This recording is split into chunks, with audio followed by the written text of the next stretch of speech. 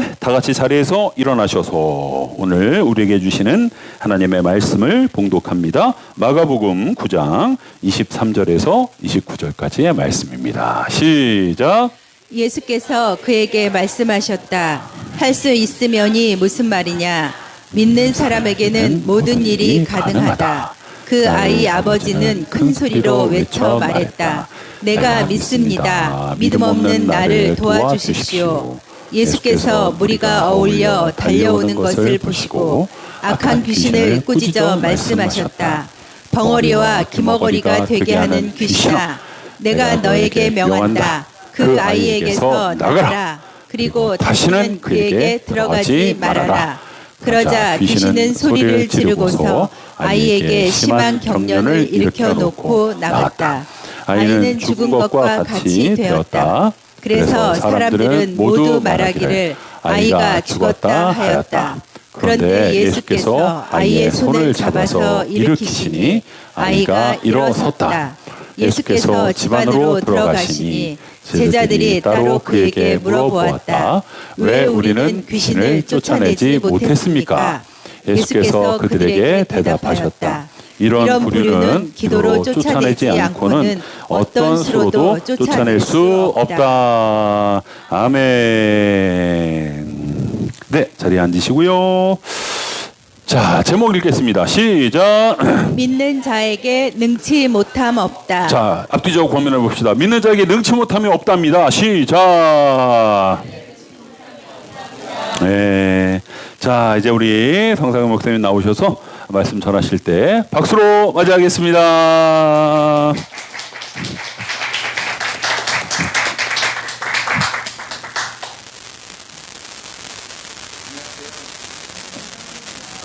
네, 인사하는 거죠. 네, 안녕하세요. 네, 안녕하세요. 네, 감사합니다. 오늘 말씀은요, 방금 읽었던 마가복음 9장의 말씀인데요. 제가 이 말씀을 저의 이야기하고 조금 섞어서 말씀 나누고 싶은데요. 그 작년 말에 저 개인적으로도 그냥 좀 여러 가지 힘든 막 이렇게 얘기하니까 되게 불쌍해 보이는데요. 나름 괜찮았어요. 나는 괜찮았는데 그냥 좀 뭔가 좀 목회에 대한 좀 제 한계를 느끼는 시간이었던 것 같아요. 그래서 야, 이 한계가 있으면 이제 그만둬야지. 약간 이런 마음이었거든요. 또 이거 소문 난다. 또 성상현 비숍 데일에 성상현이 그만둔다더라. 뭐 아무튼 그래가지고요. 제가 그랬는데 제가 비행기 타고 오면서 이 말씀을 이제 묵상하고 이 구절 읽어야지 하고 한 건 아닌데 말씀을 읽다가 저한테 아주 큰 그 임팩트가 있어서 오늘 제가 여러분들과 이 말씀을 함께 나누고 그냥 설교 잘 들었다가 아니라 어서 와 설교 잘 들었다가 아니라 진짜 여러분들이 저하고 같은 마음이셨으면 좋겠다. 그래서 제가 오늘 여러분들에게 묻고 싶은 거예요. 23절에 예수님이 이렇게 말씀하세요. 할 수 있거든이 무슨 말이냐? 믿는 자에게는 능히 하지 못할 일이 없다. 여기 옆에 말씀 보면 더 쉽게 돼 있는 것 같아요. 예수께서 이렇게 말씀하세요. 할 수 있으면이 무슨 말이냐? 믿는 사람에게는 모든 일이 가능하다. 여러분 이거 믿으십니까? 훌륭하십니다. 저는 안 믿은 것 같아요. 그러니까 저는 책 읽는 것도 좋아하고 분석하는 것도 되게 좋아합니다. 비판적이기도 하고 비평적이기도 해요. 그래서 이런 설교 말씀을 읽으면, 본문 말씀을 읽으면 이 말의 진의가 뭐지? 분석하고 헬라어로는 뭘까? 어떤 의미지? 에이, 할 수 있거든이 무슨 말이냐? 믿으면 모든 일이 가능하다고? 아, 이건 이런 걸 거야. 적당하게 설교하는 자였다라고 저는 느껴진 거예요. 묵상을 하는데. 근데 갑자기 이 말씀을 묵상하는데 이게 제 마음에 믿어졌어요. 아니, 목사가 이걸 이제 믿어? 예. 할 수 있거든이 무슨 말이냐? 믿는 자에게는 능치 못함이 없다. 와, 아멘. 그 전에는 제 얘기 이해하시죠? 분석하고 싶었다고요. 아, 이 말은 이런 걸 거야. 왜냐하면 안 그런 경우가 많다라고 느껴졌기 때문에 해석해야 됐었던 거예요.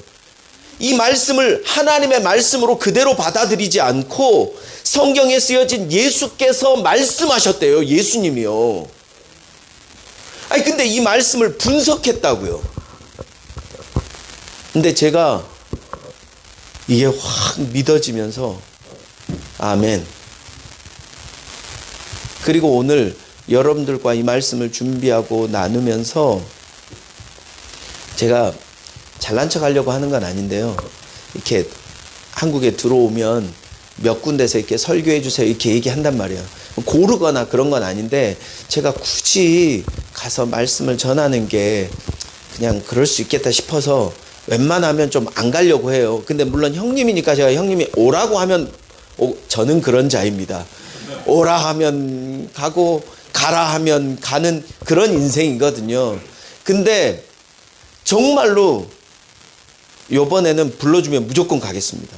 이유는요, 이 말씀, 이 하나님이 주신 이 축복의 말씀을 연초에 여러분들하고 어느 교회든지 불러준 교회에서 같이 나누고 싶은 마음이 있었기 때문이고요.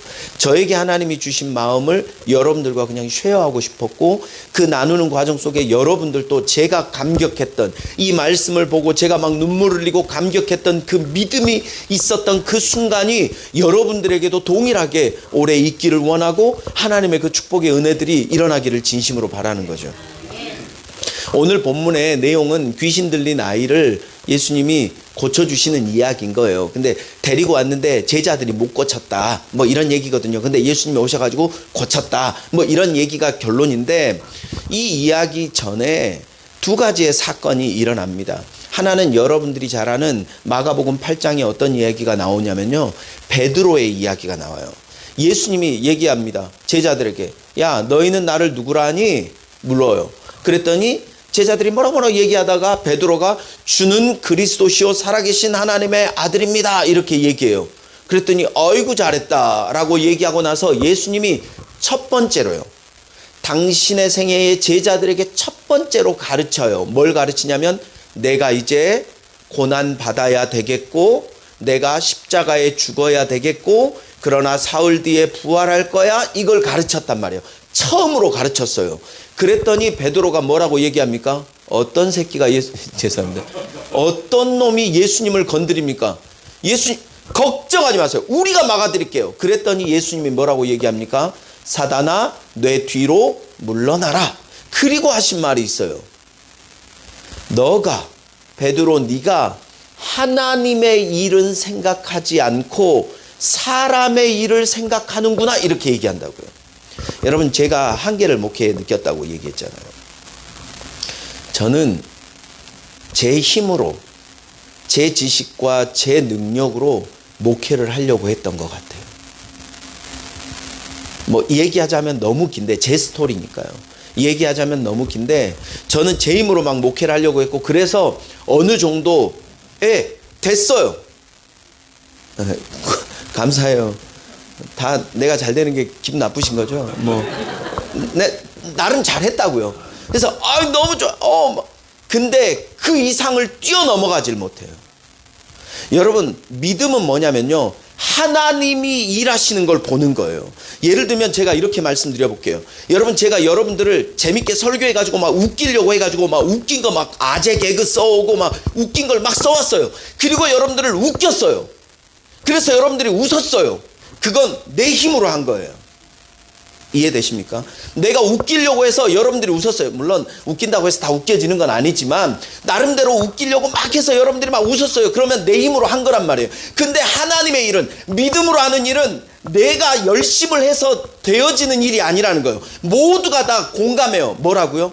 와, 이거는 사람이 할 일이 아닌데? 이거는 우리가 해서 될 일이 아닌데? 야, 이거는 하나님이 하셨는데? 그 일들을 보게 된다고요. 저는 올해 2026년 여기 계신 여러분들이 정말 믿음으로 하나님, 여러분들이 열심히 해서 되어지는 일이 아니라 하나님이 하시는 일들을 보게 되기를 진심으로 바라는 거예요. 저 잘난 척 해도 되죠? 제가 감사해요. 나 이런 반응이 깜짝 놀랐네. 잘난 척 해도 돼요? 그럼 보통 대답 안 하시거든요. 서로 민망하니까. 근데 네, 제가 영어 캠프로 우리 아이들 데리고 청년들하고 우리 집사님들 14명을 데리고 영어 캠프를 했어요. 경기도 성남에서 하고 전남 목포 가서 했어요.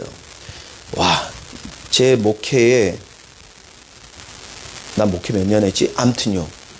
꽤 긴 시간 동안 처음이에요. 그것도 저는 주일학교를 초등학교 1학년부터 6학년까지를 제가 맡아본 적이 없어요. 설교도 거의 해본 적이 없어요.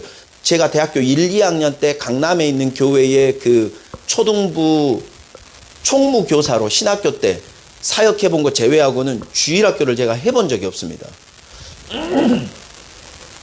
근데 제가 그 교회에서, 목포에 있는 교회에서 저한테 설교를 부탁했어요. 주일학교 애들을 목사님이 설교해달래요.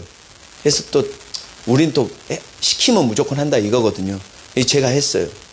경기도 시흥에서는 우리 청년 리더들이 영어로 했고 목포에서는 제가 한국말로 했어요. 설교를 막 하는데 보통 그런 거 있잖아요.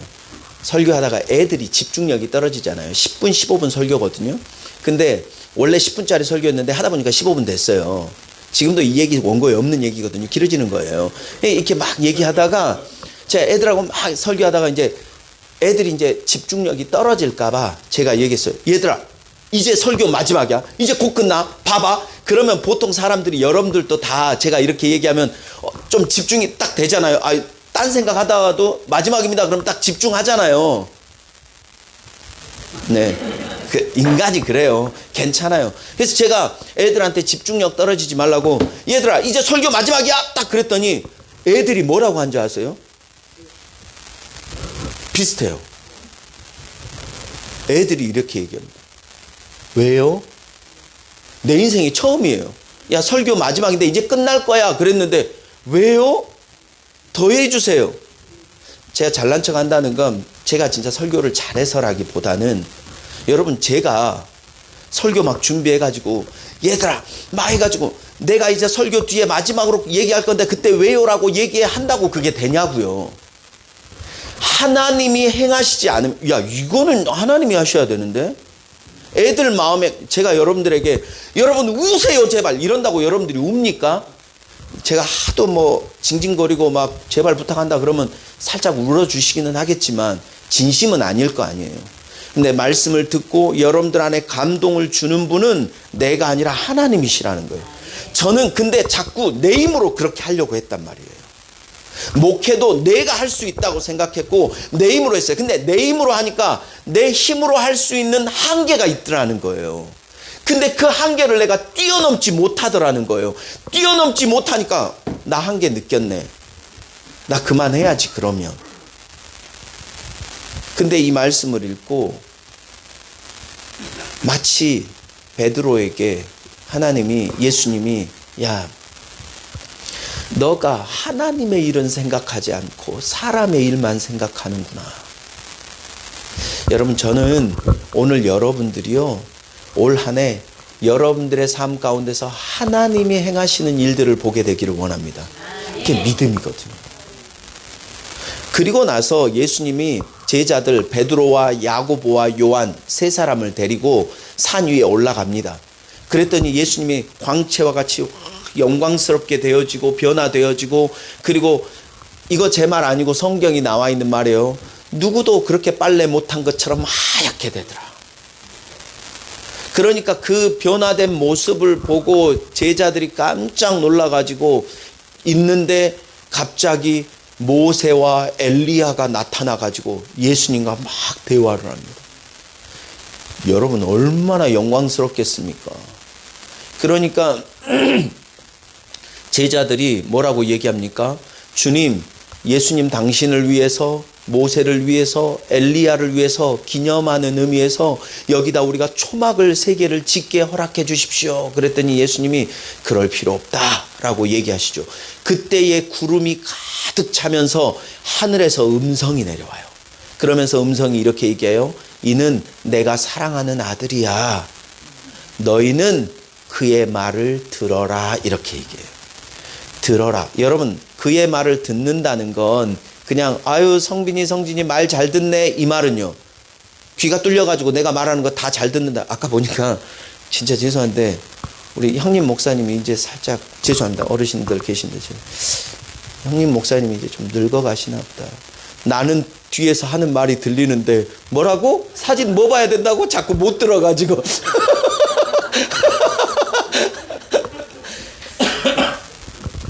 그런 거죠. 그러니까 듣는다는 말은 귀로 잘 듣는다는 말이 아니잖아요. 무슨 말이에요? 순종한다. 말할 때에 잘 순종할 때 우리가 너는 참 말을 잘 듣는구나 이렇게 얘기하잖아요. 믿음은요 순종하는 거예요. 그런데 우리가 이 개념을 하나 이해하고 우리 넘어가면 좋겠는데 우리 이런 말 많이 하잖아요. 여러분 하나님 앞에 맡기세요 이런 말 많이 하잖아요. 하나님 앞에 맡긴다는 말의 의미는요, 내가 하나님께 그 문제를 맡겨드릴게요 하고 내가 아무것도 안 하고 있는 거 그냥 맡겼으니까 알아서 되겠지, 이게 맡기는 게 아니에요. 여러분, 하나님 앞에 맡긴다는 건 뭐냐면 내가 하나님 앞에 맡겼기 때문에 내가 맡긴 그 주님 하나님의 말씀에 순종하는 것까지를 의미하는 거예요. 내가 하나님 앞에 맡겼으니까 내가 아무것도 안 한다가 아니라 오히려 하나님 당신이 말씀하시면 나는 그거 순종하겠다는 것이 하나님 앞에 맡겨드리는 거예요.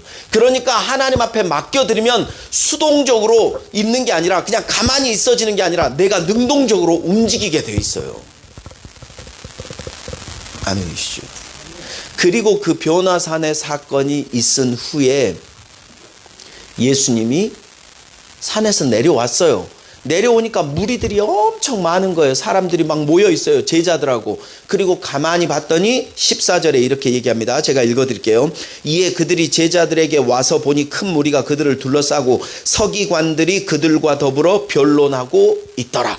그러니까 변론하다, 이건 논쟁하다 이런 거거든요. 뭔가 의견이 달라가지고 충돌해서 변론하고 있는 거예요. 그러니까 제자들과 서기관들이 야 뭐 어쩌고 저쩌고 서로 막 얘기하는 거예요. 그랬더니 예수님이 16절에 이렇게 얘기합니다. 예수께서 물으시되 너희가 무엇을 그들과 변론하느냐. 그러니까 예수님이 물으셔요. 야 너희 도대체 무슨 일로 이렇게 서로 변론하고 논쟁하고 싸우고 있니? 라고 물었어요. 성경은 분명하게 무엇에 대해서 싸우고 있다라고 말하고 있지는 않지만 충분히 생각할 수 있는 그 뭐에 대해서 변론하고 있는지를 알 수 있는 구절이 17, 18절인데요. 제가 말씀드릴게요. 무리 중에 하나가 대답하되 선생님, 말 못하게 귀신 들린 내 아들을 선생님께 데려왔습니다. 그랬는데 귀신이 어디서든지 그를 잡으면 거꾸러져 거품을 흘리고 이를 갈고 파리해지는지라. 그러니까 파리해진다는 말은 애가 간질처럼 막 계속 쓰러지고 막 거품 흘리고 막 발작하고 막 이러는 게 반복됐다는 얘기예요. 그러니까 몸이 지치고 허약해지고 이게 파리해졌다는 거거든요. 파리해졌습니다. 그래서 내가 그 아들을 선생님의 제자들에게 귀신을 내쫓아 주세요 라고 데리고 왔는데 선생님의 제자들이 능히 쫓아내지 못했습니다. 이렇게 얘기한 거예요. 그러니까 변론의 내용은 간단해요. 아마 서기관들과 사람들이 제자들에게 얘기했겠죠. 야, 너 하나님의 아들 예수 믿는다며, 예수님의 제자라며, 옛날에 귀신도 고쳐냈다며. 마가복음 6장에 보면 예수님이 제자들을 둘씩 보내가지고 귀신을 쫓아내는 일들을 하게 하셨거든요. 경험해봤어요, 제자들이. 그러니까는 그 아이를 데리고 와가지고 고쳐주세요 했는데 제자들이 기도 안 했겠습니까? 주여 믿습니다, 쫓아내 주십시오. 기도했는데 능력이 안 나타난 거예요. 귀신이 쫓아나지 않은 거예요. 그러니까 서기관들과 사람들이 얘기하는 거예요. 야, 너희 예수님의 제자라더니 능력도 없는 것들이네. 이것도 못 쫓아내는 것들이 무슨 하나님의 아들의 제자라고? 웃기고 있네. 너희 아닌 거지? 라고 변론하고 그거에 대해서 제자들은 뭐라고 얘기했겠죠. 근데 아마도 궁지에 몰렸을 거예요. 쫓아냈으면 큰 소리 쳤겠죠. 봤지? 니들 다 뒤져 이거였죠. 근데 못 쫓아냈으니까 할 말이 없는 거겠죠. 아마도 그러지 않았을까. 성경은 기록하지 않지만 유추해 볼 수는 있죠. 여러분, 저는 이게 오늘날 교회와 성도들을 위한 세상의 논쟁이요 변론이라고 믿습니다. 세상이 여러분들을 향해서 얘기하는 거예요. 야, 너희 예수님 믿는다며, 너희 살아계신 하나님 믿는다며, 그 예수님이 부활했다며, 근데 너희는 왜 그 모양이야? 왜 너희에게 능력이 없어? 이 질문에 대해서 예수님이 대답을 하세요. 그 변론이 있었습니다라고 지금 얘기해 줬잖아요. 그랬더니 예수님이 뭐라고 대답하십니까? 19절, 대답하여 이르시되 믿음이 없는 세대여. 결론은 뭐예요? 왜 능력이 안 나타납니까? 믿음이 없다라고 얘기하는 거예요. 제가 말씀드렸잖아요. 서두에. 전 목회 제 힘으로 했다니까요. 그리고 어느 정도 나름의 그냥 내 나름의 어떤 조건들이 갖추어졌을 때 그걸 내가 잘했다고 생각했는데 그게 아니라는 거예요. 대답하여 이르시되 믿음이 없는 세대요. 문제는 뭐예요? 믿음 없음이라는 거예요. 여러분, 이 말은요 아주 신비로운 말씀이에요. 저는 이 구절들이 너무 은혜가 되는데, 믿음이 없는 세대요 라고 말씀하신 거예요. 책망하시고 꾸짖은 거예요. 말씀을 뒤집어 보면요, 여러분 한번 생각해 보세요. 여러분들은 할 수 없어요. 절대 할 수 없는 일인데 제가 그것을 할 수 없는 일을 왜 안 했냐고 꾸짖으면 그게 말이 됩니까? 할 수 없는 일을 왜 안 했냐고 말하면 안 되는 거죠. 할 수 없으니까. 근데 예수님이 믿음이 없는 세대요 라고 꾸짖었다면 무슨 말이에요? 뒤집어 보면 너희가 믿음이 있었으면 그 일들을 해낼 수 있다는 얘기예요. 여러분, 여러분들에게 진짜 이 믿음이 있어요? 할 수 있거든이 무슨 말이냐? 믿는 자에게는 능치 못함이 없다. 그냥 문자 아니고요, 그냥 설교의 제목 아니고요, 정말 이 예수님의 말씀이 여러분들의 가슴에 아멘 다가오시냐고요. 다가오길 바랍니다. 하나님이 하시는 거 볼 거예요. 저도 그러고 싶고 여러분들도 그러길 바라고요. 저 영어 캠프 올 때 진짜 애들이 왜요? 더 해주세요. 상상도 못할 일이에요. 제가 잘해서가 아니라 하나님이 하셨다라고 고백할 수밖에 없는 거라는 거예요. 아주 작은 나에게 사건이지만 여러분들 각자의 삶에도 작은 믿음의 그런 고백들이 있을 수 있어요.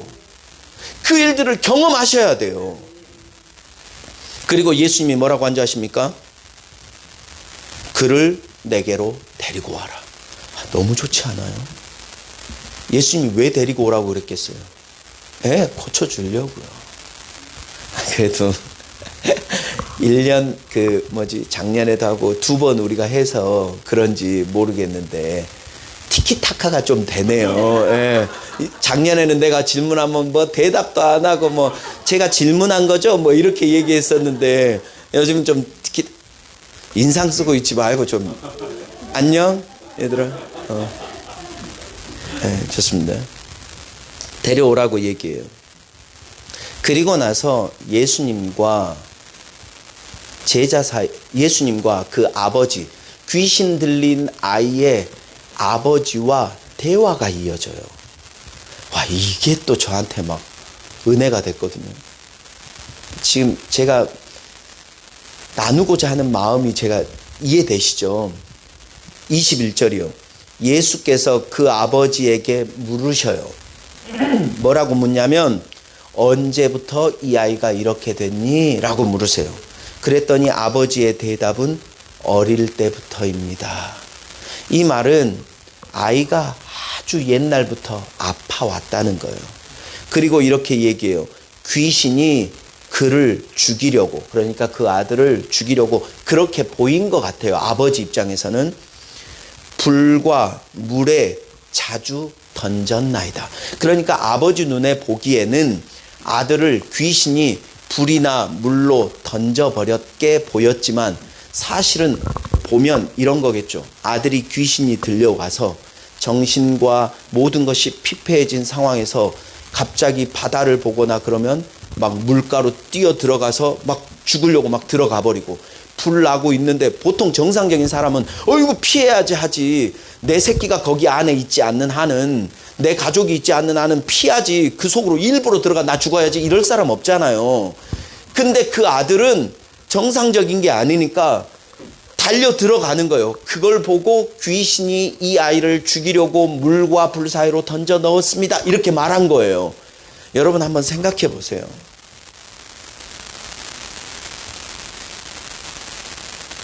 와, 그 가정이 얼마나 피폐했겠어요. 저도 저희 작년에 우리 엄마 아빠 다 돌아가셨거든요. 특히 어머니는 치매 있으시고 해서 아버지가 거의 20년 가까이를 중풍으로 쓰러지시고 나서 또 한 10년은 치매 오셔서 아버지가 어머니 다 돌봤거든요. 우리 아버지 진짜 나이스하신 분이거든요. 저만 봐도 그렇잖아요. 근데 병자와 10년 이상 산다는 게 쉬운 일이 아니잖아요. 치매 있으시니까. 제가 이제 어머니 아버지 돌아가시기 전에 한국에 딱 잠깐 들어왔는데 우리 아버지 진짜 나이스 하시거든요. 근데 어머니가 갑자기 돌아가신 옛날 분을 얘기하면서 그놈의 지지배가 내 옷 가지고 가가지고 안 준다고, 뭔가 한이 이제 있으시니까, 치매 있으시니까 이제 나온 얘기예요. 그랬더니 우리 아버지가 옛날 같으면 아이고 그랬는가 알았네 이런 사람인데, 아버지가 갑자기 버럭 화를 내면서 에이 그 사람 죽었는데 뭐한 소리라 이렇게 얘기했어요.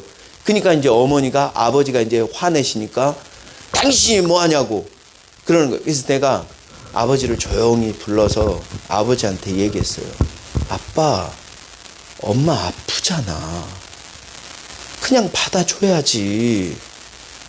그랬더니 저희 아버지가 그렇게 얘기했어요. 너도 10년 살아봐라. 그냥 그렇게 돼버리더라.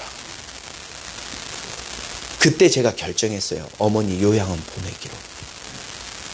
아버지 안 되겠다. 아버지가 돌아가시겠네. 여러분 이 가정 생각해 보세요. 아들이 그냥 한 번 병련 일으키고 막 한 게 아니에요. 매 순간 불로 뛰어들고 물로 뛰어들고, 그럼 그 아버지는요 막 쫓아가서 그 아들 붙들고, 삶이 아닐 거예요. 정말 아들을 살리고 싶은 마음이 얼마나 있겠어요. 그랬더니 이 아버지가 이렇게 얘기해요. 너무 중요한 말씀이에요. 22절. 그러나 무엇을, 우리 아들이 그렇게 했지만 그러나 무엇을 하실 수 있거든 우리를 불쌍히 여기사 도와주옵소서. 주님, 하실 수 있거든 우리를 불쌍히 여겨 내 새끼 구원하여 주옵소서, 이렇게 얘기했단 말이에요. 영어로 하면, 걔는 뉴질랜드에서 왔는데 영어 하나는 해줘야죠. If you can do anything.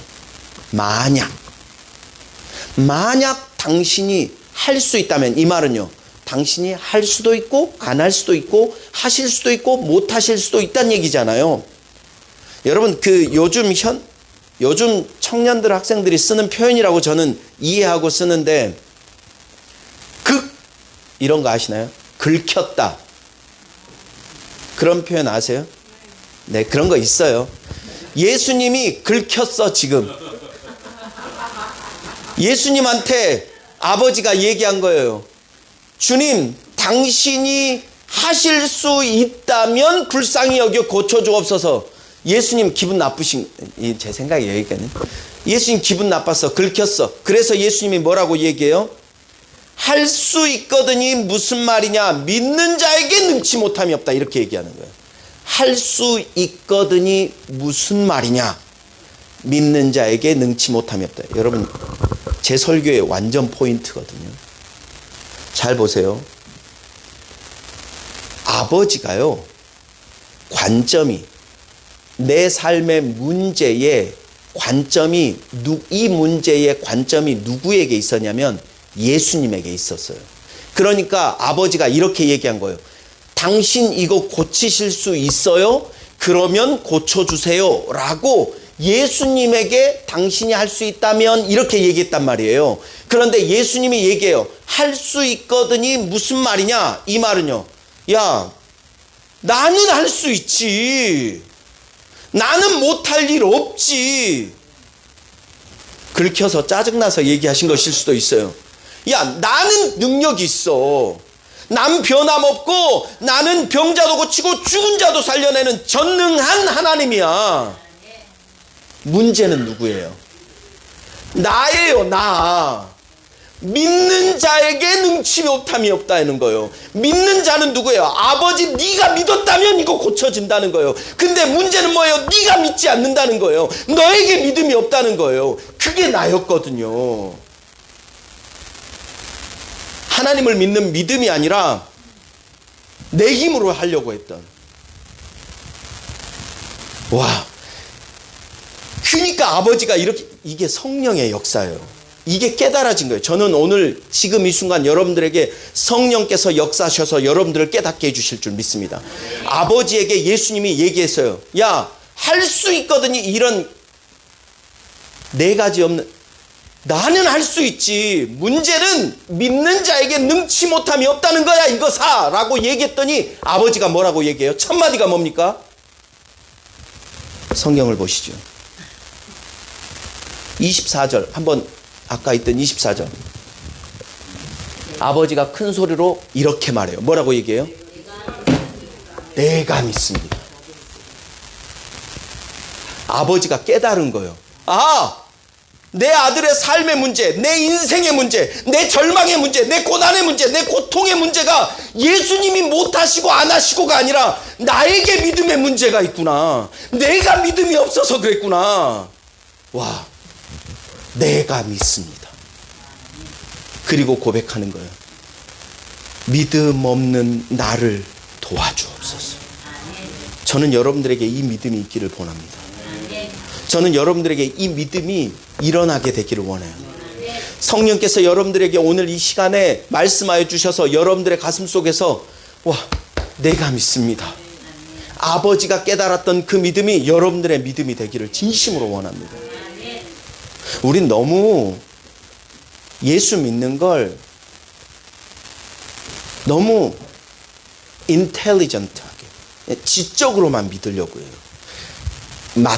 좋아요. 좋은 일이고 귀한 일이에요. 그러나 때로는 우리가 너무 지적인 것으로만 나의 신앙을 받아들이다 보니까 하나님이 주시는 우리에게 축복의 말씀을 우리가 때로는 놓치는 경우가 있는 것 같아요.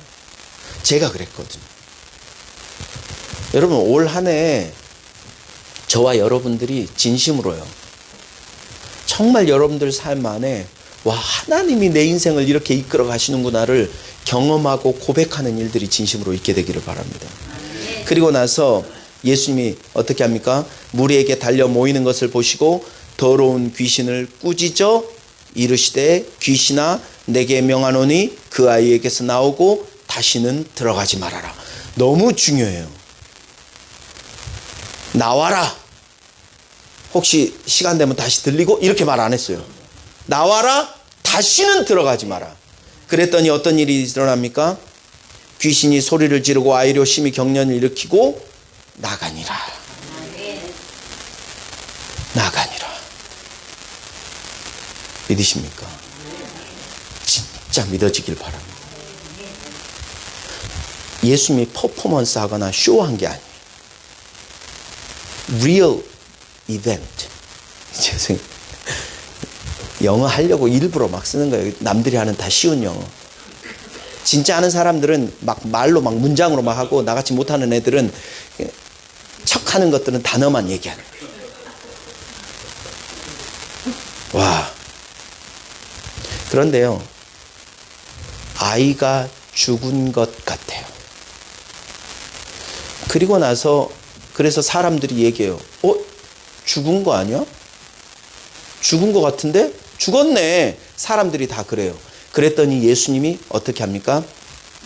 손을 딱 잡아서 이렇게 해서, 저는 이런 부분들이 참 재밌어요. 질문도 생기고요.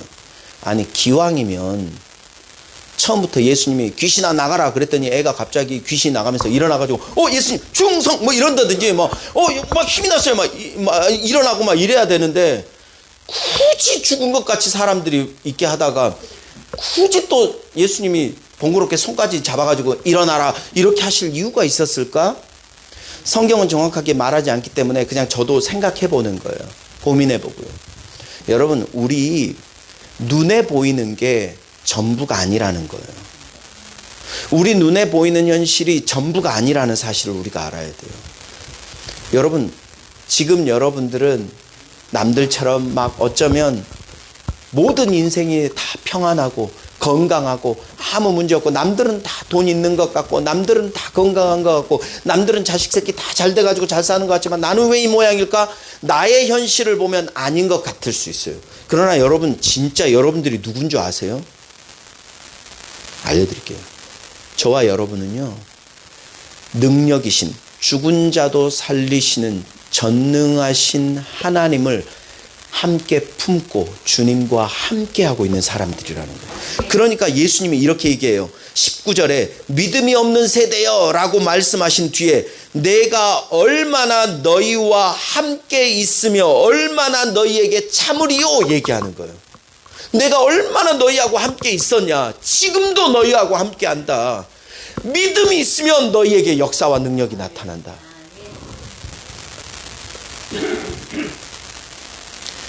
집에 들어가서 나중에 제자들이 조용히 묻습니다. 그 전에요. 여러분 한번 생각해 보세요. 우리의 겉모습으로 보여지는 게 전부가 아니라고 말씀드렸잖아요.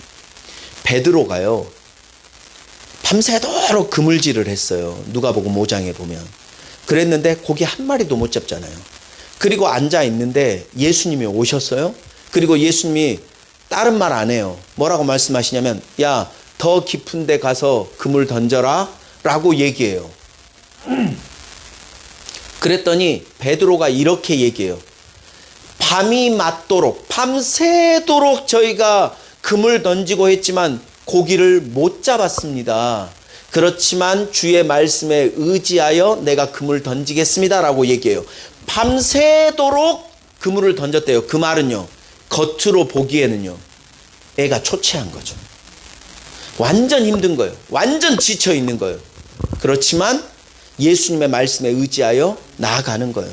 여러분, 믿음은요, 나의 환경, 나의 겉모습이 아니라 속사람이 중요한 거예요. 내 속사람이 예수 그리스도인으로, 예수 그리스도가 내 안에 계시다는 그 확신을 가지고 하나님의 말씀에 순종하기 시작하는 거죠. 그때 하나님의 역사와 능력이 나타납니다. 그리고 나서 예수님과 제자들이 조용히 집 안에 들어갔어요. 이제 설교가 끝나가거든요. 그러면 여러분들이 왜요? 이렇게 해줘야 되는데, 네. 들어갔어요. 집 안에 딱 들어갔더니 제자들이 조용히 물어요. 쪽팔리니까요. 조용히 물어요. 주님, 우리는 왜 그 귀신 못 쫓아냈어요? 물어요. 여러분, 이 사건이 똑같은 이야기가, 오늘 우리는 마가복음을 읽었지만 마태복음 17장에도 똑같은 이야기가 나오거든요. 근데 마태복음에 있는 말이 마가복음에는 없고, 마가복음에는 있는 말이 마태복음에는 없어요. 그래서 두 가지를 합쳐보면, 그 전에 왜 우리는 못 쫓아내요? 그랬더니 예수님이 뭐라고 말씀하신지 아세요? 마태복음 17장에 보면 이렇게 얘기해요. 믿음이 적은 연고라. 너희가 믿음이 적어서 그래. 그리고 하신 말씀이 너무 유명한 말씀. 너희에게 겨자씨만한 믿음만 있어도 이 산을 들어 저쪽으로 옮기겠대요. 저는 어릴 때, 대학교 때요, 신학교 때요, 이 말씀을 읽으면서 너무 궁금했어요. 여러분들은 안 궁금하세요? 믿음이 적다는 것과 겨자씨만한 믿음은 둘 다 뭐예요? 작다는 거잖아요. 근데 믿음이 적어서 안 된대요.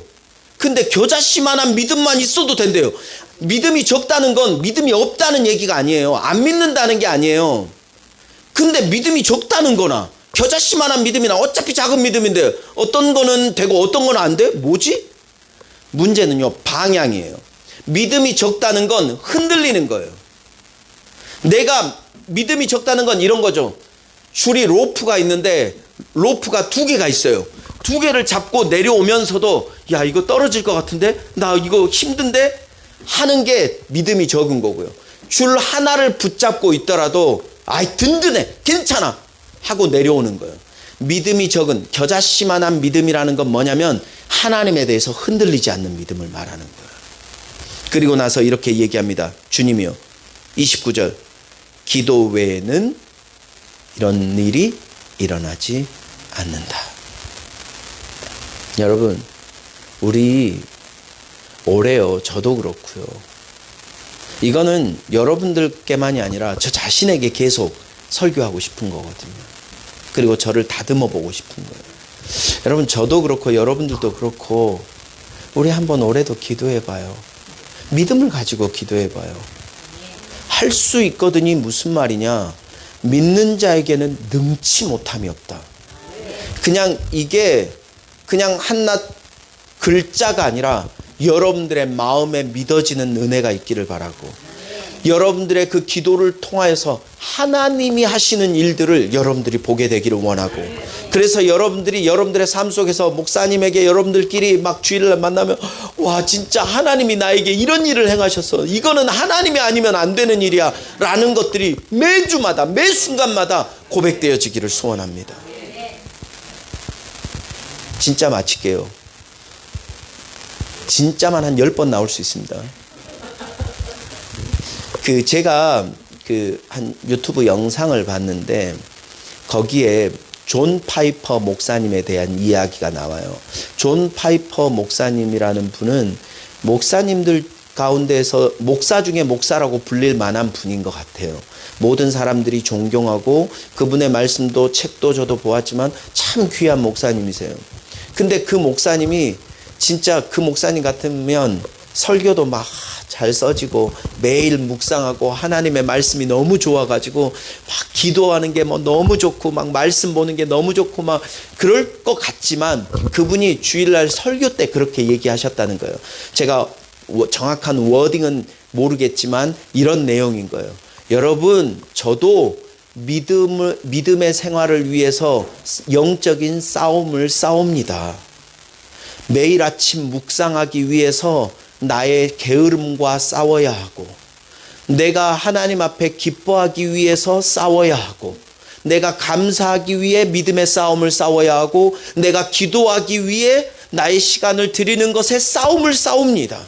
나는 맨날 싸웁니다. 아니, 그분 같으면 자연스럽게 그게 너무 좋아서 될 것 같은데 그런 분조차도 믿음의 싸움을 싸운대요. 왜요? 기도하는 거, 말씀 보는 거, 찬양하는 거, 예배하는 거, 이것들을 사단이 제일 싫어하니까요. 여러분, 우리 올 한 해 함께 같이 믿음의 싸움을 싸웠으면 좋겠습니다. 아까 사진에 나와 있던 것처럼 이 성전에 나와서 기도하십시오. 저도요, 이 말씀 전에 작년에 후배 목사님들하고 이렇게 얘기하다가 이게 깨달아져서 제가 얘기했어요. 하나님 앞에, 하나님, 나 시간의 11조를 드리겠습니다.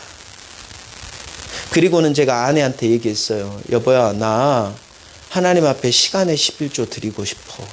그래서 1시간에 1분씩이라도 꼭 기도할 거야. 그랬더니 저희 아내가 그런 스타일이에요. 저에게 뭐라고 얘기했냐면, 여보야, 1시간에 11조는 6분 아니야? 그죠? 1시간에 11조는 6분이죠. 나는 일이니까 일로 단순한 거죠. 근데 제가 말하는 건 1시간 지나면 무조건 기도하고, 저는 그렇게는 아니에요. 예를 들면 오늘 같이 예배 2-3시간 드리면 기도할 시간이 제가 따로 없잖아요. 그러면 끝나고라든지 아니면 제가 개인적으로 시간 났을 때 5분, 10분 하나님 앞에 기도하는 거예요. 여기 오기 전에도 하나님 앞에 기도했어요. 한 10분 정도 기도해요. 저도 기도를 길게 하는 스타일은 아닌 것 같아요. 5분, 10분이라도 기도해요. 하나님, 오늘 말씀 가운데 막 하면서 기도해요. 싸우는 거예요. 믿음의 싸움이에요. 그리고 기왕 하실 거라면 그냥 주무시다가 기도하는 것도 귀한 일인데 딱 자세라도 잡고요. 무릎이라도 꿇고, 교회 나오기 어려우시면 집에서 무릎이라도 꿇고 하나님 앞에 기도하십시오. 그리고 하나님께 물으세요. 진짜요. 기도하다 보면 하나님의 마음을 알게 돼요. 이건 제가 어떻게 말씀드릴 수가 없어. 기도하는 자만이 알아요. 그 맛을요. 왜 성경을 읽어보면 꿀송이보다 달고 맛보아 알지어다 이런 말씀 있잖아요. 이거는 죄송합니다. 먹은 놈이 알지. 안 먹어본 사람 모르잖아요. 그 맛을 느껴본 사람이 아는 거잖아요. 하셔야죠.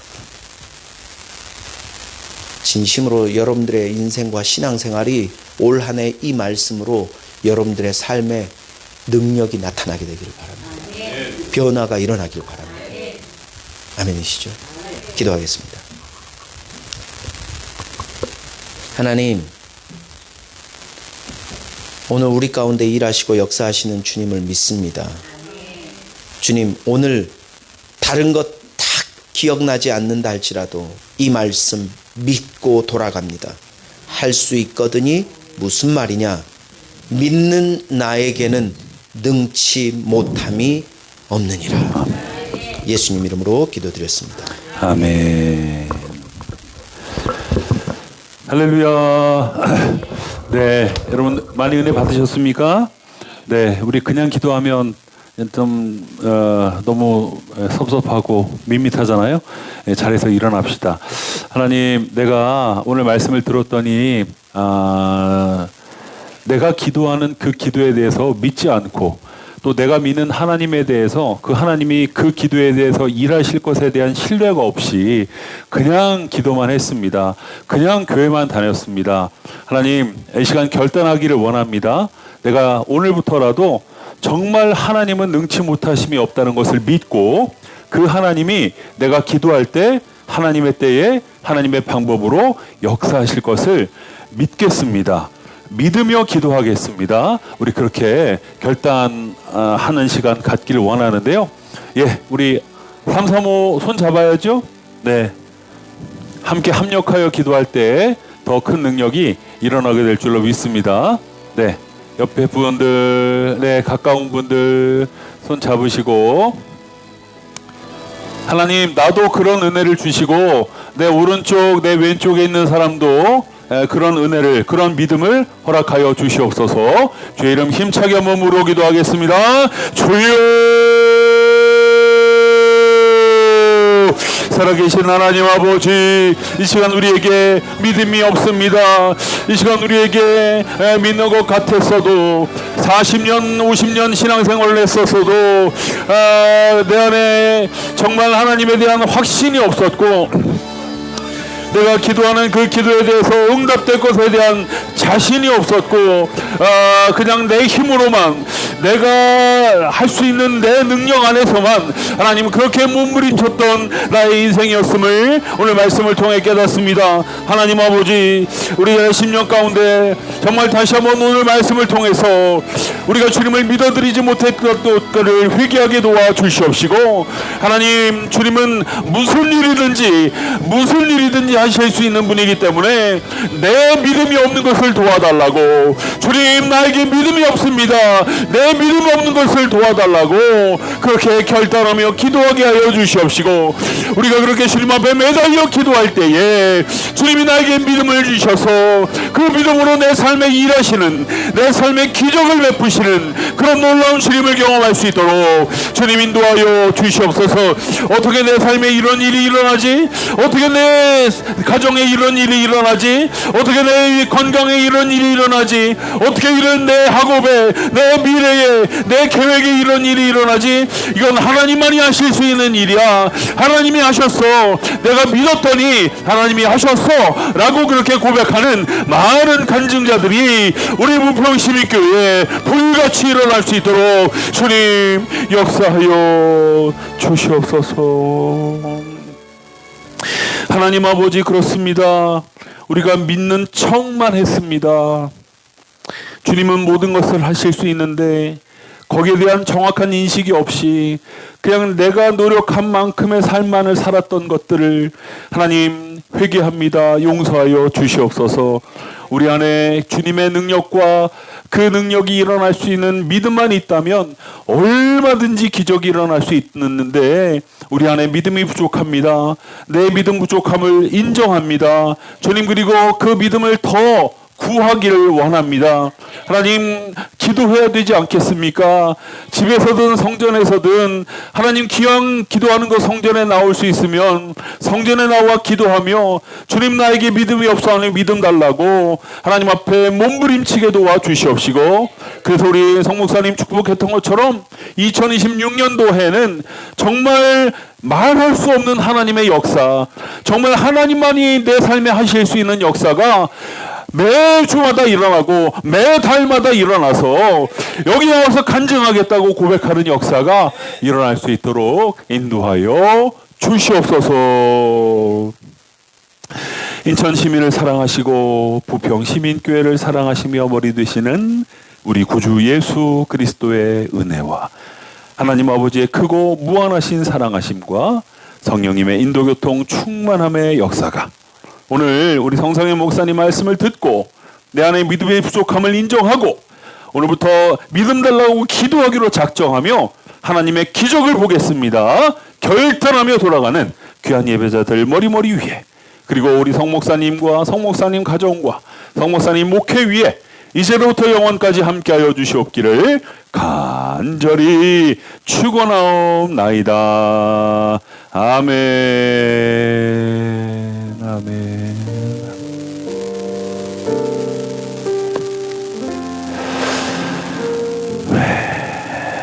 자, 우리 축복송 부르면서 서로 축복합시다. 당신에게 주님의 귀한 믿음이 있기를 축복합니다. 한번에 축복합시다. 둘, 셋, 넷. 일어나 걸어라.